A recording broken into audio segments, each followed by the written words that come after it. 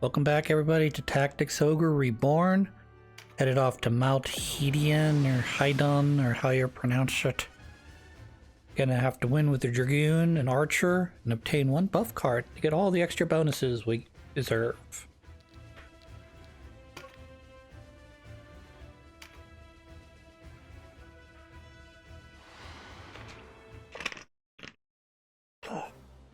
Get a little drink here before we start. Your denim. I might ask the same of if you want to know. We're gonna beat each other up. That's the short and long of the story. We're looking for Grand Abuna wizard dude who is related to Olivia and Cialis or that Diesel.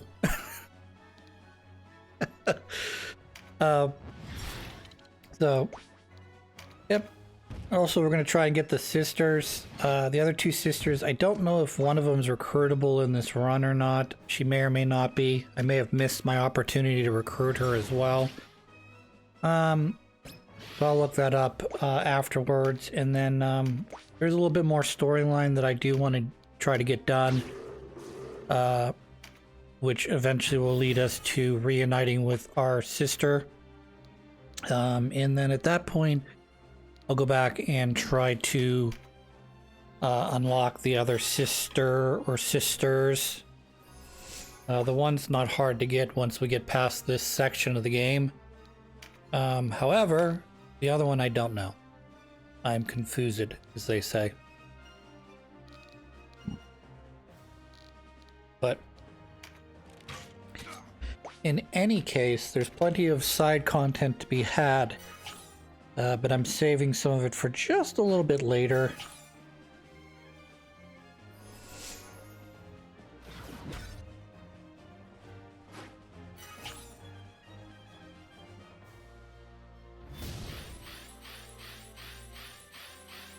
Thank you. So I brought me Dragoonian, Miss Annie. The Dragoon, who has a surprisingly normal name in comparison to every other character we seem to be running into. Has either a very odd spelling or very odd name. This is Canopus, but he kind of looks like Cantaloupe. Yes. I know I'm missing letters in there for Cantaloupe, but it's close.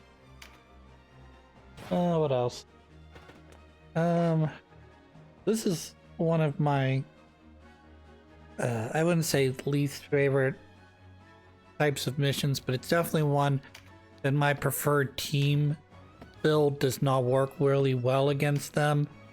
And those are long-term or long-range mages. We've got 1, 2, 3, at least 3 mages that I can see, plus 2 dragons and a dark knight that has some magical capabilities, along with that ruined fencer that has magical capabilities as well. Thumbs up, hooray, hooray. What else? So we're gonna try and keep ourselves alive. That's gonna be number 1. Number 2 is going to be gonna have to try to get to the boss. I like to do a lot of kind of wasting time. Instead of going directly after the boss, I'll sort of try and thin the numbers of other characters that are around. But with Canopus on the field, he's going to be, I wouldn't say directing the tide of this battle, but he's going to be the one that has the advantage because he's not restricted by height when he moves. So he can move much more freely than our other characters can. And he's also balanced. He can use magic. Some magics. He has both bows as well as axes on him. So he's a pretty well-rounded character. I like to try to include him as much in as many battles as possible because he's so well-rounded. But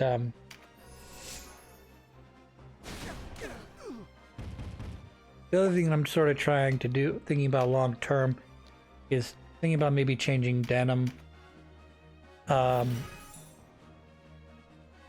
alignment to dark. Mainly because I have him as a Terranite right now. And having dark or light alignment will basically make you not bad against anything other than the opposing light-dark element. So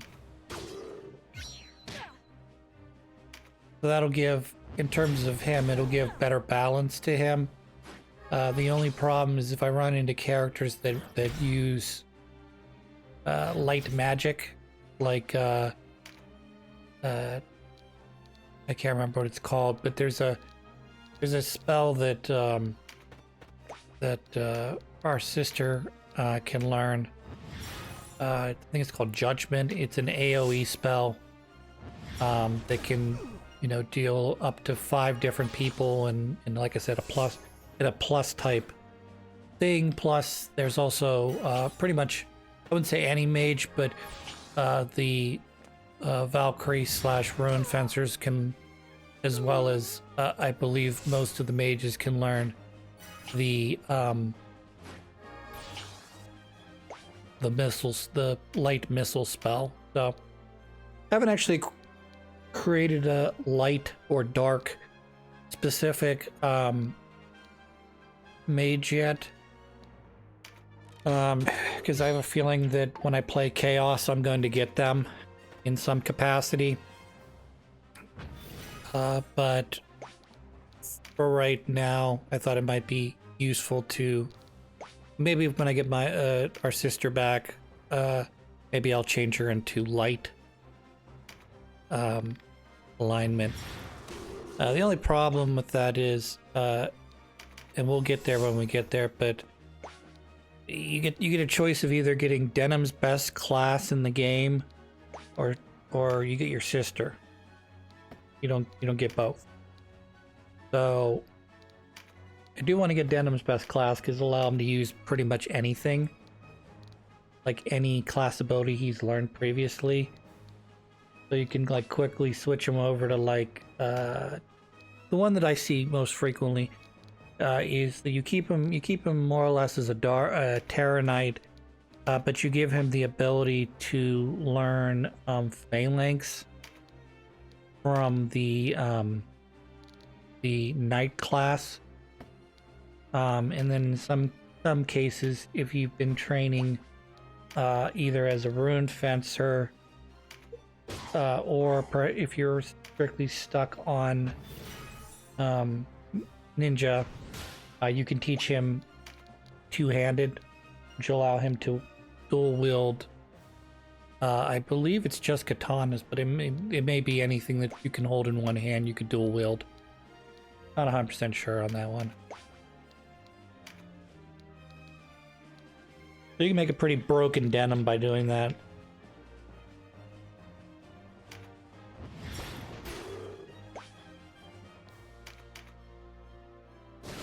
Also, I'm not sure if there's a level 3 on some of these magic spells,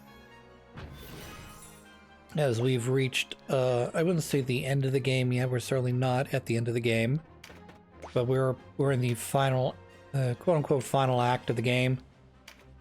You would think that we would be starting to approach, you know, level 3 missile spells, and then as you get to the end of the game, like literally like post-game, you unlock level 3 range spells. So I'm not 100% sure they're in this game even. So level 2 might be as high as you go, but I don't know. Feels like there should be some sort of end game spells that are, you know, sort of there to be harder to use, more broken. You really got to sort of plan around it, sort of thing. I don't know. We're not really running into that, are we?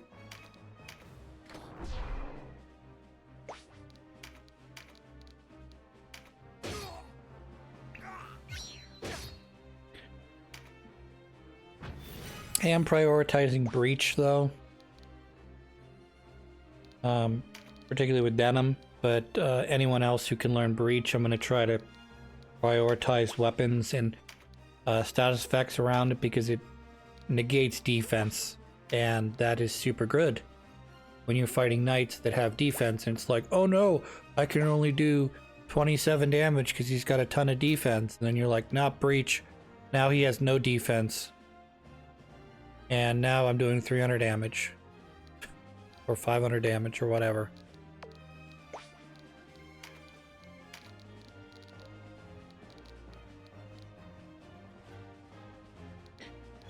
Yeah, there's like you can look at, I wouldn't say every character, but you can look at most of the enemies I'm fighting on the screen and go, okay, I gotta get rid of, you know, this guy, I gotta get rid of that guy. Like right now, in terms of my like top to bottom, like people to get rid of, these little imp things that can shoot fireballs and shit, they're right behind the dragon. Getting rid of this dragon is number 1. Getting rid of the imps is number 2. And number 3 is going to be the Terror Knight, because he's A, in my area, and B, he's got a decent amount of defense, so I don't kind of want him to get healed. I don't really care about the Berserker up there, though I know they can be very dangerous in of themselves. And then these guys can usually be negated pretty easily by archers. It's so devastating when they get multiple turns back to back, because it's hard to counteract them when they're just downing each one of my characters as it becomes their turn.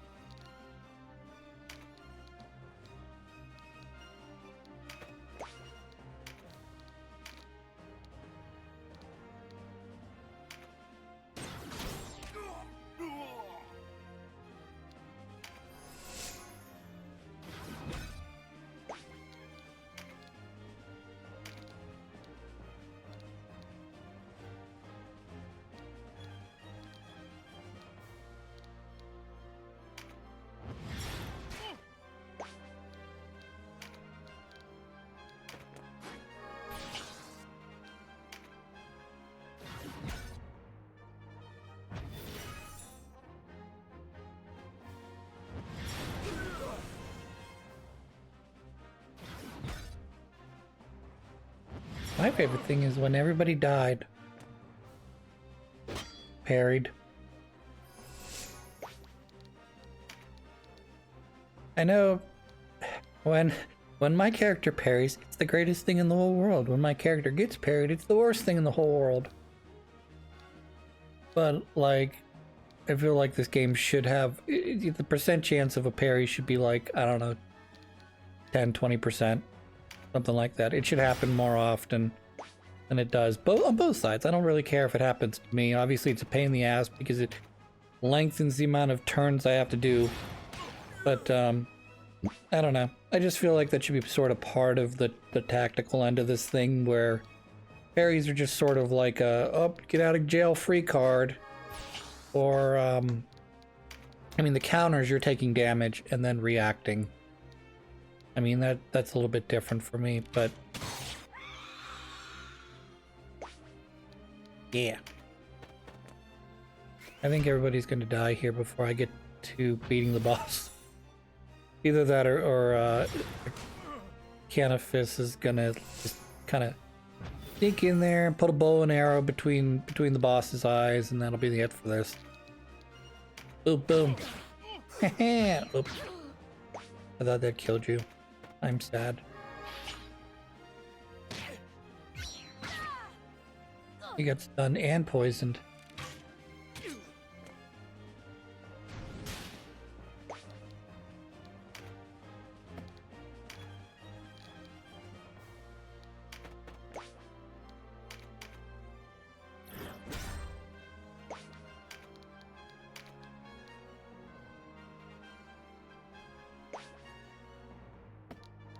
Yeah, let's move up here.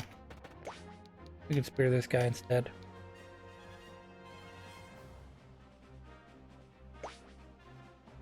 Why you don't bring in Earth person to a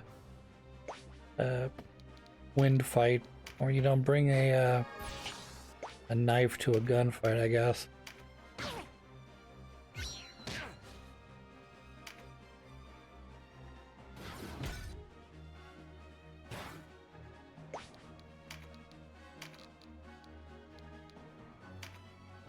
Eat it. My guy died. I'm sad. As I hide my mage away from bolt spells.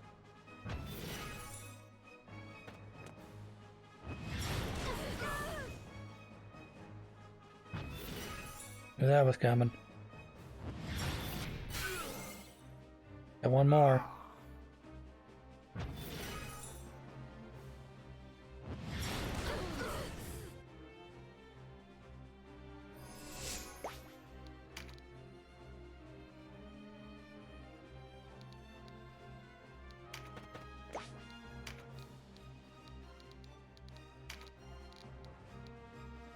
$76 damage is nothing. Okay, that was closer to 100.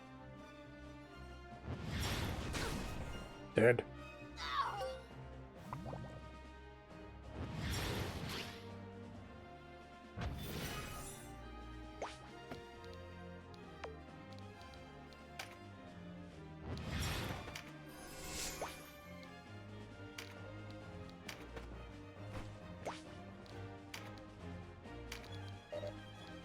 No, not enough. Gotta kill you with ice prison. Alright.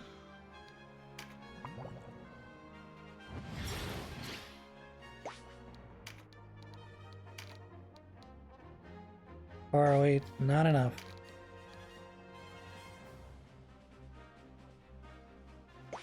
Oh, what to do, what to do.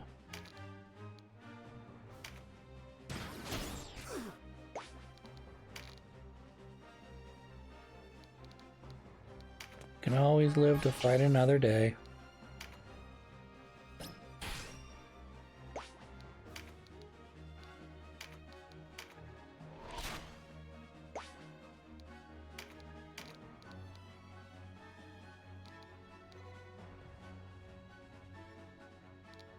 Not ideal.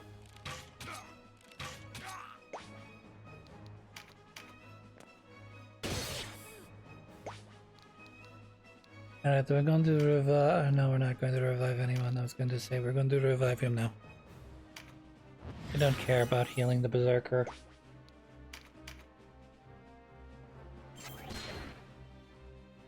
Where to get shot at? Dead.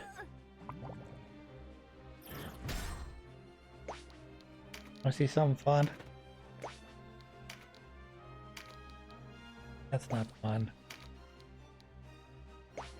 It's even less fun. Flame. Breach. What I was talking about earlier with the breach. Prioritize the breach, and all of a sudden this battle goes from to oh my, that was easy. That was nice. 157's okay. 23's okay. And not enough to kill anyone, unfortunately. Here, we can do this. Deal damage to both. Mediate. Meditate, I mean. Turn at her. Dead.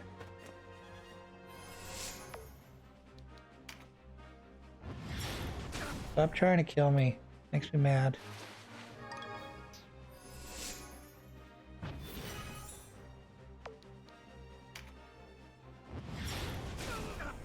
Rude.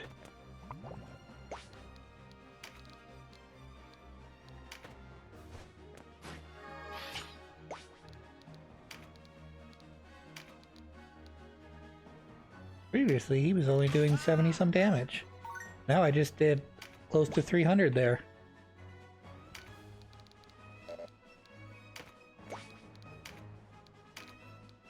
Yeah, 194. That'd be a lot of damage to myself. Alright, we got one more character's turn, and then I'm going to murder the boss. Bye-bye, boss. Bye-bye.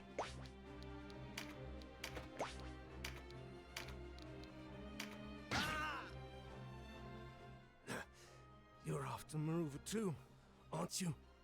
It's the time. Waste of time. Too late. Our friends have him by now.